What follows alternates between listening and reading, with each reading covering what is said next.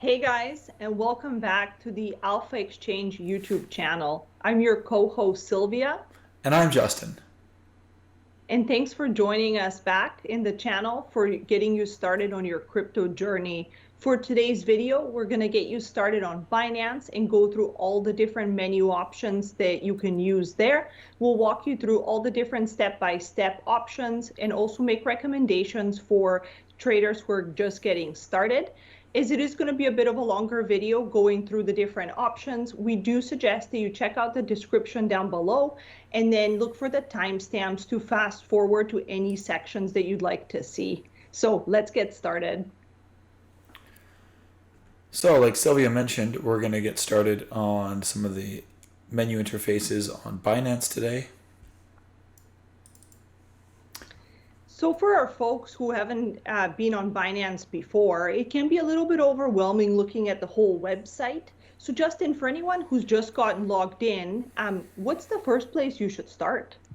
So, in the top right-hand corner of the Binance website, or in general most of the centralized exchanges, they'll have more or less the same look and feel. So the right-hand corner, the top right-hand corner, is all going to be options specific to you. So it's going to be things like your account security, verification information, your wallet and funds, the language the page is in. So let's just take a look at a couple of these options. So the first option on the far right here is setting the window between light mode and dark mode. If you prefer a window that's a little easier on the eyes, dark mode is certainly the preference. After that, you can then change the currency the website's viewed in. My recommendation would be to view the currency as US dollars, since if you're looking for information and help on cryptocurrencies in general, if you're seeking technical analysis online, generally it's priced against the US dollar. So keeping your trading interface in US dollars is going to make it easy for you to compare apples to apples rather than trying to have to convert between different currencies. The next option is to switch the language the interface is in.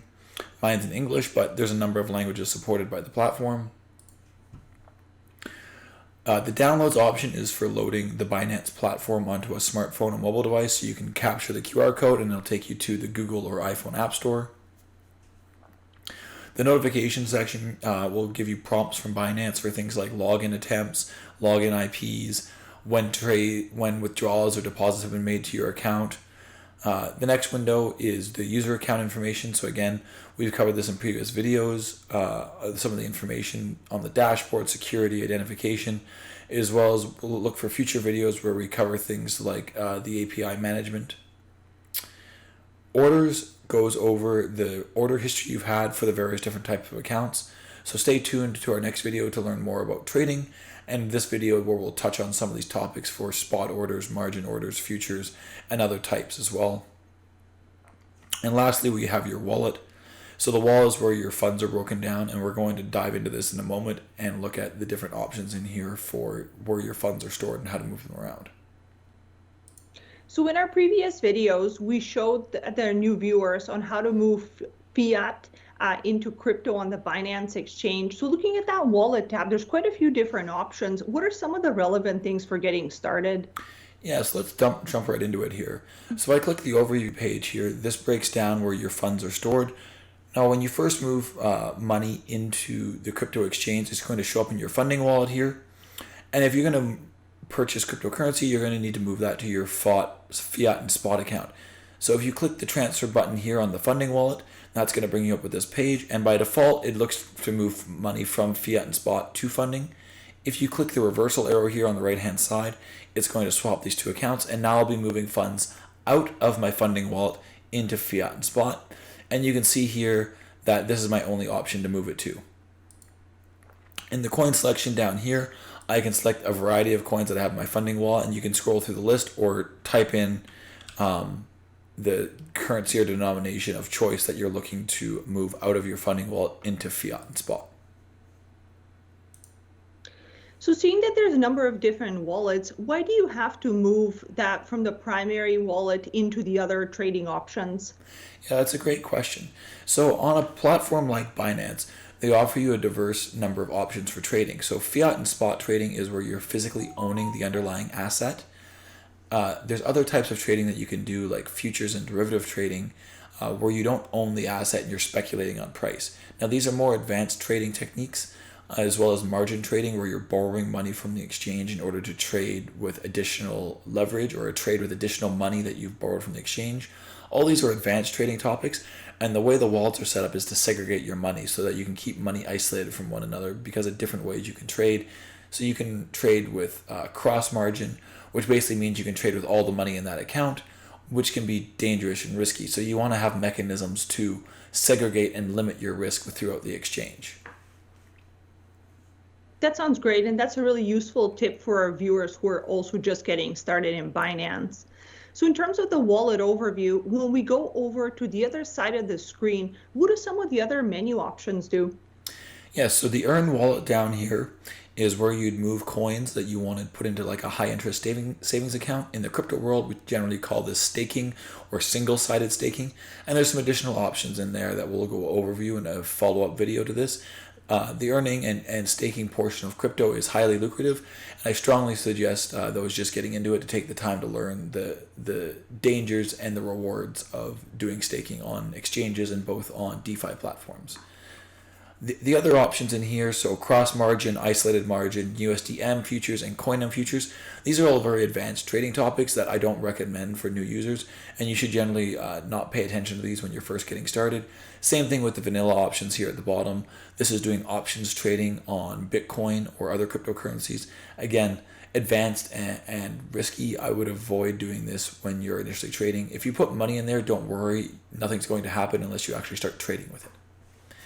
The same options that can be clicked on through the menu here can also be clicked on through the left-hand side as well. So let's go back to the main Binance homepage and take a look at what's going on here. So going through the ribbon tab at the very top, what are some of the quick links that our viewers can access?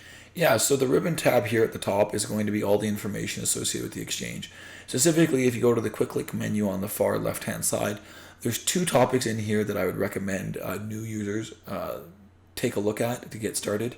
So the research section is for more advanced users that are looking to dive into a little bit more in-depth information on what's going on with certain blockchain technologies, price analysis, long-term research. Whereas the Academy is shorter, more digestible segments. Typically, it's learning knowledge that happens on like 2 to 6 minute intervals. So let's just take a quick look at the Academy. So if we go into the Academy page here, you can learn quick information about different types of blockchains. So what is the Anchor protocol? What's near? You can also find out information specifically about trading options on the platform, like what is leverage in crypto? How do you audit smart contracts? Different types of blockchain technology, like what's proof of attendance. So there's a lot of great bits of information in here, and they also give you an indication about the time that's required to invest to learn about it. So this is a great resource for people just starting out and advanced traders as well, to kind of give you an edge on what's going on in the crypto world, because it's really hard to keep your finger on the pulse. Now, if we take a quick look at the research section, this is going to give you more in-depth analysis. So if we take a look at these sections here, these tend to be research that takes a little bit longer to digest. You're looking more like, say, like 20, 40 minutes to an hour that you might spend reading some of these articles where they really go deep in depth on the underlying information. So it could be general cryptos, information specifically on things like Bitcoin or other markets. So really good resource for people getting started out that want to learn more about the overall space.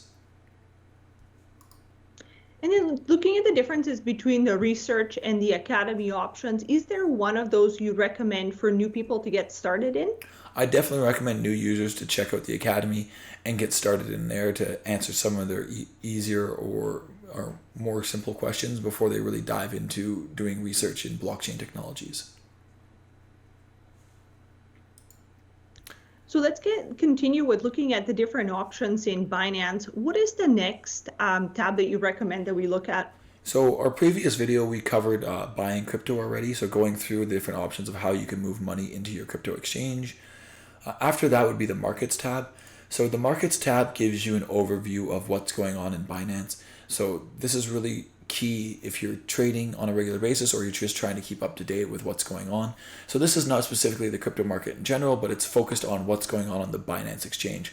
Since every exchange has its own slightly different pricing schedules, as well as what coins they feature and list. So if we take a look here, we have the coins broken down into a couple different categories. So highlighted coins, new listings, so coins that are new to the exchange, top gainers, so that means coins that have had the biggest percentage change, as well as coins with top volume. Volume being the amount of them that has been transacted in a 24-hour period. Now you can click on each one of these to find more information. Down below, we also have the general listing of coins, which you can sort by name, price, 24-hour change, volume, and market cap. So these are all different ways you can view and compare coins and their relative traded value and change. So given that you can sort a couple of different ways for our new users and someone just getting started, what would be the most useful way to sort the coins? Generally, they're just going to be looking at having the coins sorted either by name to find certain ones or by market cap. So market cap is kind of the easiest way to kind of understand where that coin falls within the overall crypto space. So currently we can see that Bitcoin and Ethereum are the top coins in the crypto space, kind of the gold and silver of the crypto world. That's a great overview of all the different information and coins that are contained within Binance. So the next tab we'll look at is the trading tab. So in here we have a number of different options for trading. So if you're just getting started, I'd recommend that you take a look at the classic interface for trading. The advanced interface is going to be good for our seasoned traders, but it's a little overwhelming when you first get started and there's some options in there that you don't necessarily need. I'd avoid using the convert option since it's a very, very simple interface. While it's convenient, it doesn't provide much information to people making a purchase, and you don't really know easily what's going on. So I'd recommend getting familiar with the classic interface. Check out our video in the future on trading on Binance to get better acquainted with how to work within the classic interface and make some coin trades and purchases. The other windows in here are margin. Again, I avoid using the margin trading interface for any new users. It's essentially where you're borrowing money from the exchange to have additional funds to trade with. But because you're borrowing it, there's risks involved, and I would highly recommend to get started, you trade on spot and just use your own money for now through the classic interface. P2P is peer-to-peer trading, which we showed in our previous video there for funding the wallet through email money transfers. Strategy trading uses bots for trading, so you're employing computer algorithms to help you make trades. More on this in follow-up videos. And swap farming is a type of staking that we'll cover in depth in the future. And the fan token page is purchasing tokens that are related to sporting teams to help support them, provide yourself the ability to help direct and govern the way those teams might be implemented in the future or how they might be governed. So if you're a big fan of certain sporting teams, check out the fan token page if you want to put some of your money towards seeing your favorite sports teams advance in the future. So in terms of the fan token page and purchasing those tokens, is there any value associated with them? Are they similar to cryptocurrency? Yeah, so they are a cryptocurrency associated to a specific sporting team. Specifically, there's a few supported on the Binance platform right now and more coming in the future. So it gives you the ability to stake your interest in those teams. So basically, you're putting your money behind those teams and hoping that more people will become popular with them in the future and the price of the coin will go up, as well as providing you some additional benefits. So let's take a look at the next tab and how we can guide our users for going through it. Yeah, so the derivatives tab, if you're a new user, if you're new to Binance and trading in general, I would avoid. So these are all advanced trading options. The derivatives on the exchange, on this exchange or any other exchange, you're trading speculatively on the price of currencies. So you're not owning the underlying currency, you're simply trading on the prediction of the price going up or down, which provides you the ability to both long or short the coin. More on this in future videos. So this is also gives you options for doing trading with both cash dollars as well as coins for your leveraged positions for basically what you're putting up as margin. Vanilla options for trading options on Bitcoin and other cryptocurrencies. Leveraged tokens, which is another form of leveraged trading, which we'll talk about. And battles, which basically gives you the ability to compete against other traders to see how well you're doing and to win prizes based on it. And the last option here, the derivatives portal, is for larger traders or traders that are looking for more options in trading. If you're doing exclusive kind of not exchange, but brokerage level trades where you're moving large volumes of money, or you're an institution looking for additional options and discounts, would be looking at the derivatives portal. So this brings us to the Binance Earn tab. So the earnings page, like I said before, has to do with staking. So let's jump in and take a look here. So from the Binance Earns tab, the primary sections that you're going to want to look at for someone getting new into this is going to be the savings or staking in the Binance Earn section. So let's just take a look at what's underlaying here. So this is the dashboard for Binance Earn. It gives you the ability for staking. So staking is the crypto term for high interest. And there's a number of breakdowns here depending on your level of knowledge. So there's both savings, stakings, farming, and dual investments. For the beginner, I'd recommend just looking at the savings or the staking options. So in terms of staking, what does that mean in terms of crypto? So when you're staking coins, it means generally you're either locking your coins up, so you're providing the coins to the exchange for a fixed period of time. It could be 7 days, a month, a quarter, so 30, 60, 90 days. And you can see on this page here that you're getting different interest rates based on how long you're willing to lock those coins up. So for instance, right now on the landing page here, you can see that I would be getting 20.59% if I did lock stakings for BTTC. But for the same coin, if I locked it up for 90 days instead of 60, I'd be getting 100%. Now keep in mind here that this is also the estimated APY. So APY being annual percentage yield. So this is slightly different than APR. APR is the rate. So APY factors in compounding intervals. This means that the interest you're accruing is getting compounded back into your staked rewards. So that's why these numbers are much higher, because an APR rate is simply the annual rate for the year broken up into individual months. The APY factors in the actual compounding returns where the interest gets put back into your position and then further interest compounded on that. So given that some of the interests here are quite high compared to traditional banking, what is the risk associated with going with a higher annual return?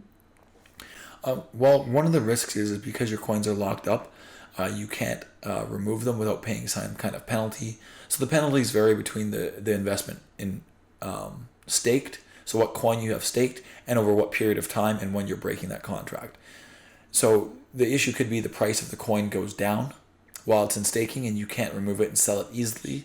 So you've lost money because the price has gone down from when you put it in, and the interest that you earn might not match the price change that you would suffer. The other risk is that the exchange could be hacked, or there could be some kind of issue with losing your coins on the exchange due to circumstances beyond your control. Because whenever you have coins on the exchange, they're not your crypto. So it's a common saying that you might have heard in the space: not your keys, not your crypto. So when coins are on exchanges, they're in the property and the custody of the exchange, and they're giving you the access and the right to use and interact with those coins as well as withdraw them in the future. So if something happened with the exchange, you might not be able to get your coins back. So there's always a risk inherent in putting your coins on exchanges and staking them there. That's a great explanation. So like with other parts of finance, it's always boils down to the ratio of risk reward that any of our users should be considering before getting involved. And if you're new to all of this, take a look at the best for beginners tab here.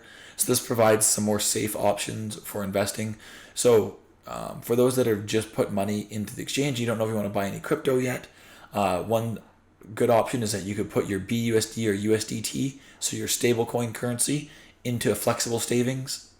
So basically, this means that you can get 10% APY for the year, and it's flexible, so you can pull it out whenever you want. So if you just put money into the exchange and you're not sure if you want to buy anything yet, you can move your crypto into there and at least earn a little bit of interest on it while waiting to make your first crypto purchase. Or if you need to really scratch that itch and buy some crypto, I'd recommend maybe buying a little bit of Bitcoin or Ethereum, a few $100s or some small denomination, just to scratch that itch and satisfy that you're in the crypto market. And then take that and put it into one of these flexible earning plans so you can earn a little bit of extra interest on it while you're making your next move in the crypto space. So what is the next tab that we can want to introduce our users to? So the Finance tab gives you the option to apply for a Binance Visa card. So this is a Visa card that is offered through Binance. So if you go here, you can apply to have the Binance Visa card provided to you when it's available in your country. There's some good options for that in terms of rewards rate. So I think the current rewards is about 8% offered by Binance for cash back. The other two options here are crypto loans and Binance Pay. So Binance Pay is using your Binance account to pay vendors for products and services or to pay other users. There's many ways to do this, but Binance offers an option through their platform. And then the crypto loans page is actually for borrowing money through cryptocurrency. So what does this look like? Well, say I want to borrow $1,000. Binance requires collateral. How much? Well, I need to provide 60% of the collateral. So this means that I need to put coins, specifically in this case, I need to put up BNB or other assets against what I want to borrow. And then Binance will loan me out additional money on top of that. And then on the right hand side here, it'll tell you what the interest is that you're going to pay. So it provides both the hourly and daily interest rates that you're paying, and then the terms for which you're going to be borrowing over. So let's take, for instance, borrowing over 180 days. So over 180 days, or close to half a year, you're paying roughly $54 for the loan. So a fairly reasonable interest rate on $1,000. It works out to fractional percentages, so quite affordable for most people.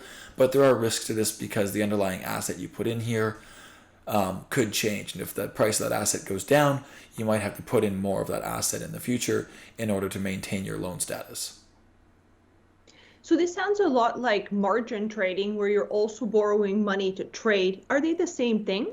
They're slightly different because when you're borrowing through a crypto loan, you can take this money and move it off the exchange and do whatever you want with it. So for instance, you could even take the money off of the exchange and send it back to your bank and repay a higher interest loan that you had there, if that was so what you desired. And lastly, there's one more tab we'll take you through today, and that's the NFTs. So the NFT tab on Binance takes you to their NFT marketplace.